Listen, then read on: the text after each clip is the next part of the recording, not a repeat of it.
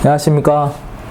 남녀 칠세 부동산 김 대표입니다. 저번에 최우선 면제 금액이 무조건 3,700이 아니라 담보권이 설정된 기준 날짜에 그 보증금이나 최우선 변제금을 따져봐서 그게 해당하는 최우선 변제금을 받을 수 있다고 제가 설명을 드렸습니다. 근데 이 최우선 변제금에 해당하는 소액 입찰이나 뭐 우선 변제받은 사람들 이거 푸는 데는 분량이 좀 많아요. 그래서 아시는 분들은 이해할 수 있는데 이제 처음 들으시는 분들은 이제 좀 생소할 수 있으니까 좀 나눠서 분량 문제가 아니라 그게 나눠서 올려드릴 예정입니다. 그리고 오늘 설명드릴 거는 소액 임차인들이 최우선 변제 금액에 해당하는 사람들이 무조건 보호를 받을 수 있냐 이건데 100%는 아닙니다. 왜냐면 아니었던 사건도 있었고 또 이제 실무상은 거의 뭐 일어나지가 않습니다. 근데 이제 항상 이제 이론으로 생각하시는 분들은 이제 앞날까지 생각하잖아요. 그래서 이런 말이 있죠. 걱정해서 걱정이 사라지면 걱정을 왜 하냐고.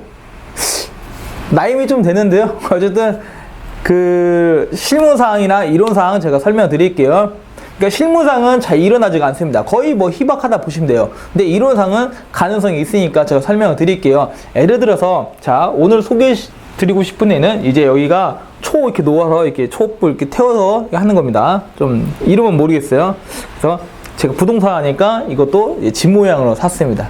자 이게 그 물건이 있습니다. 이 집에 이제 근저당이 있겠죠.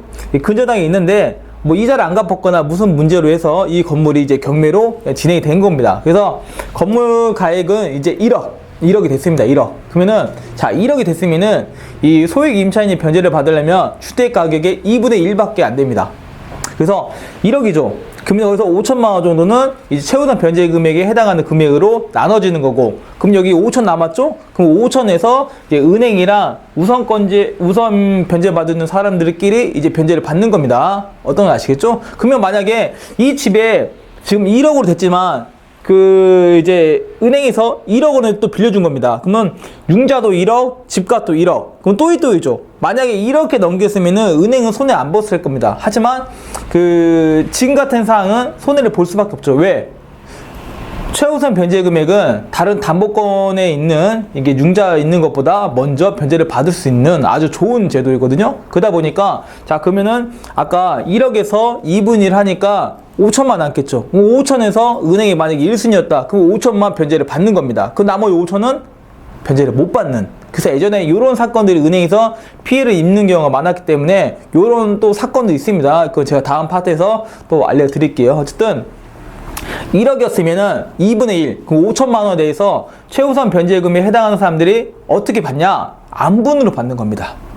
확정일자를 하게 되면은 이제 우선 변제권자에 있어요. 그러면 누가 먼저 했냐에 따라서 첫 번째, 두 번째, 세 번째, 네 번째 이렇게 변제를 받는 건데 최우선 변제금에 해당하는 사람들은 누가 먼저 하든 상관은 없어요. 어차피 안분으로 분배를 받는 겁니다. 자, 그러면 5천이죠. 5천? 그러면 저 같은 세입자가 5명이면은 무조건 제가 3,700만 원씩 보호를 받냐? 그게 아니라 자, 안분으로 1,000만 원, 1,000만 원, 1,000만 원, 1,000만 원, 1,000만 원 이렇게 5명이 똑같이 안분을 받아가는 겁니다.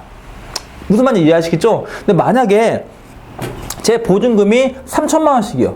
그럼 5명이면 3, 5, 15, 1억 5천이네요. 근데 아까 1억에서 2분의 1 하니까 5천이었죠. 그러면 한 사람당 3천만 원씩 입금되는 게 아니라 결국에는 5천만 원 한도에서 5명이서 안분을 해서 1,000 이렇게 분배를 받게 되는 겁니다. 그러면 아까 최우선 변제금에 해당하면 무조건 3,700만 원까지 보호를 받을 수 있다 했는데 이거는 예외가 되는 거죠. 이제 무슨 말인지 아시겠죠? 근데 이렇게 실무에 이루어지는 일은 거의 없습니다. 하지만 알아뒀으면 해서 제가 설명드리는 거고, 여기서 포인트는 뭐냐? 자, 내가 만약에 보증금이 1,000만 원 있어요. 근데 여기 등기부 떼보니까 2019년도에 이제 근저당이 설정되어 있는 신축 건물인 겁니다. 자, 그러면 이 건물이 입주하게 되면 실무상 제가 볼 때는 거의 99%는 안전합니다. 갑구에 무슨 문제가 없는 한. 왜냐면 아까 제가 설명드린 것처럼 이 최우선 변제금에 해당하는 사람들은 이 집에 들어가면 안분으로 분배를 받습니다. 네가 먼저 들어왔으니까 네가 먼저 변제를 받고, 두 번째 들어오면 두 번째 변제 받고, 내가 맨 마지막에 들어왔으니까 맨 마지막에 변제를 받는 게 아니라 최우선 변제금에 해당하면 똑같이 안분으로 분배를 받기 때문에 내가 늦게 왔으니까 내가 맨 마지막 변제를 받겠지라고 걱정을 솔직히 안 해도 될 겁니다. 다만 이제 3,700만 넘어가는 보증금에 대해서는 확정이자 통해 가지고 우선 변제권을 이제 획득을 해야겠죠. 그럴 때는 순서대로 첫 번째, 두 번째, 세 번째, 네 번째 이렇게 흘러가지만 최우선 변제금에 해당하시는 분들은 우선순위 상관없이 안분으로 분배를 받을 수 있다는 거, 그거 하나만 체크하시면 될 것 같습니다. 이게 더 풀 내용 많아요. 실제로 풀 내용이 더 많고, 또 우선 이제 확정일자 했을 때 그것도 설명해 드려야 할 텐데 너무 많아서 제가 좀 나눠서 할게요.